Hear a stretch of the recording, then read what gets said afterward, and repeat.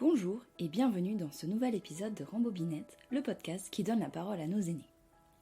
C'est l'été, peut-être le début des vacances pour vous, ou la fin, ça arrive aussi. Quoi qu'il en soit, je vous invite à prolonger vos vacances à La Réunion avec Christophe. Christophe a 97 ans et vit dans les hauteurs, dans une coquette maison qu'il a construite de ses mains. De chez lui, on voit l'océan. C'est dans son salon que nous échangeons sur sa vie.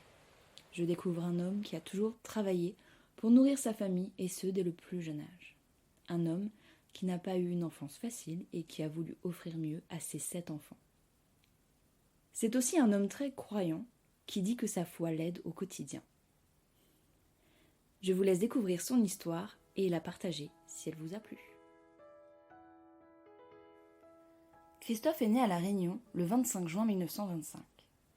Je vous aide avec le calcul, il a 97 ans. Quand il a 7 ans, son père meurt.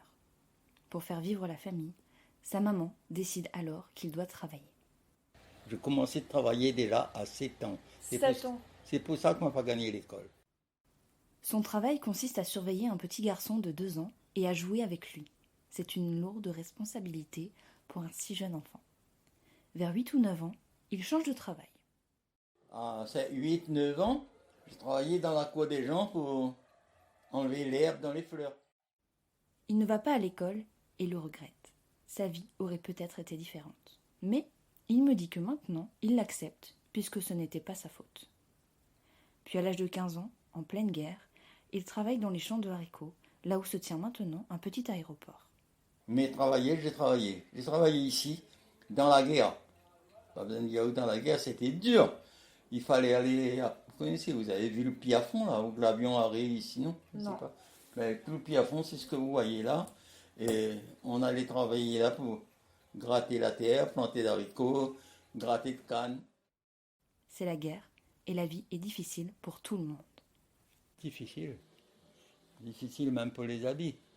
Vous voyez qu'est-ce que ça veut dire raban, une espèce de tissu, les gens ici ils s'appellent raban. Ben il y avait ça comme linge. On fabriquait ça. Les coutures étaient en dedans, ça piquait dur la guerre. Et puis on mangeait un repas par jour.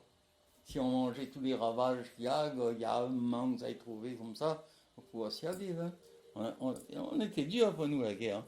La guerre 39 là, oui. Et puis, arrivé à 20 ans, ben, il fallait aller à l'armée. Oui. Là, j'ai quitté le travail et puis je suis parti à Madagascar, service militaire. À l'époque, et jusqu'en 1946, Madagascar est une colonie française. L'île devient ensuite un territoire d'outre-mer avant de redevenir indépendante en 1958.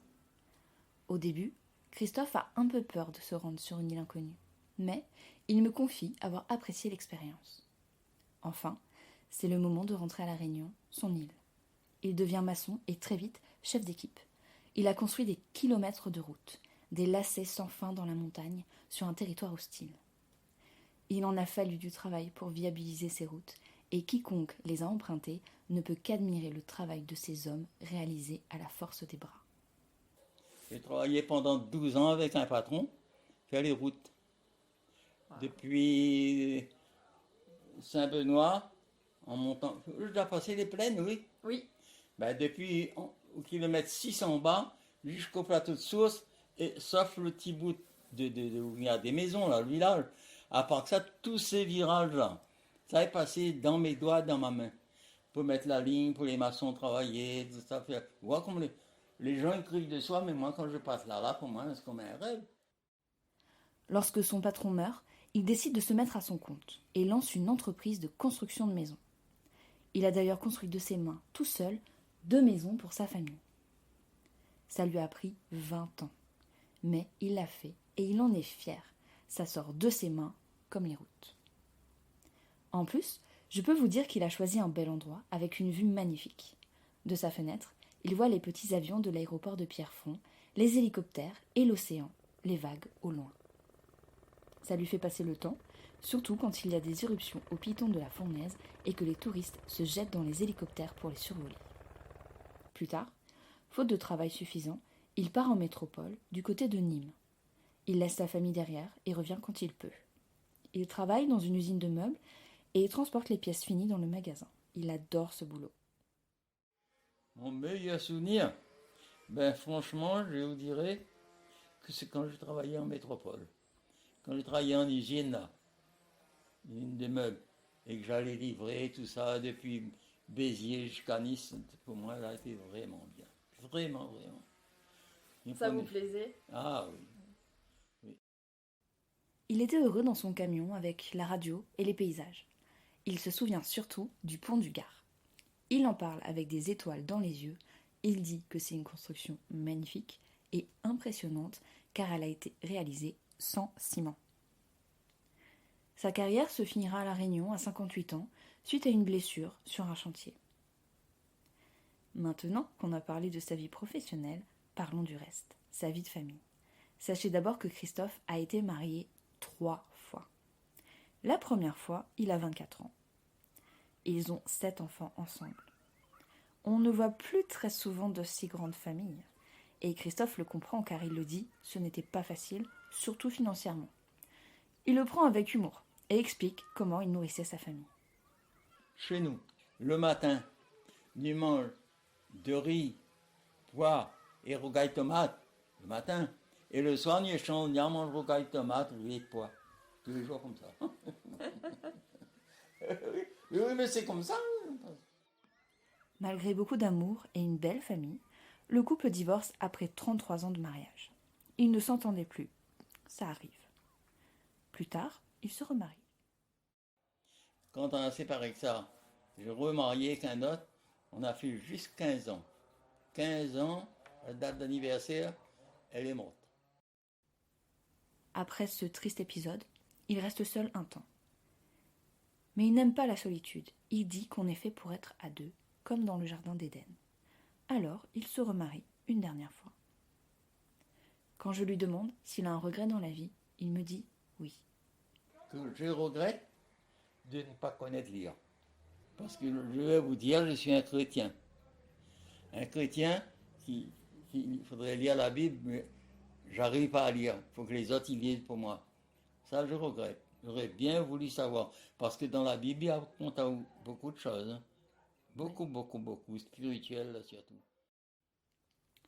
Il ne sait pas bien lire, mais il peut être fier, car il a fréquenté l'école des adultes et a appris à déchiffrer des mots qu'il qualifie de simples. Il s'est accroché et grâce à sa persévérance, il a réussi à obtenir son permis de conduire. Vous l'aurez remarqué, Christophe est très croyant. Nous avons échangé longuement sur le sujet. La religion et ses croyances l'ont toujours aidé dans les moments difficiles de sa vie. Il dit qu'il doit beaucoup à Dieu. C'est important pour vous, la religion? Très important. Très important. Parce que si on est croyant à demi, peut-être, ça va pas. Mais moi, je suis un croyant fervent. Je crois, là, je parle avec vous là, je crois que Dieu m'entend. Son souhait pour la suite, c'est de ne pas être seul et qu'on l'aide à vivre chez lui. Le matériel ne l'intéresse plus. Seul compte l'humain. À mon âge, j'ai plus besoin de ça, moi. Mais j'ai besoin d'aide. Je suis handicapé, mais des trucs là ne marchent pas. Pour déplacer, il faut faire attention pour que je tombe. Eux, comme c'est la famille, ils préparent à manger, à boire, ça qu'on a besoin, ils portent pour moi. Si eux, ils donnent à moi ça qu'on a besoin, c'est ça moi besoin, mais moi pas besoin d'une case, pas besoin d'une maison. Eh bien, Christophe, c'est tout ce que l'on vous souhaite. La santé et d'être bien entouré. Merci d'avoir venu. Mais merci de m'avoir accueilli et de m'avoir raconté votre histoire. Ah oui, voilà. On rencontre un peu ça qui me rappelle, mais elle est longue toute la vie. Hein. Ah oui, 96 ans. Je vous remercie pour votre écoute. J'espère que vous avez apprécié ce moment en compagnie de Christophe. Si oui, je vous invite à donner une bonne note au podcast sur votre plateforme d'écoute et surtout à le partager autour de vous. En attendant le prochain épisode, rendez-vous sur Facebook et Instagram pour mettre un visage sur nos invités. Belle fin d'été à vous et à bientôt pour une nouvelle rembobinette.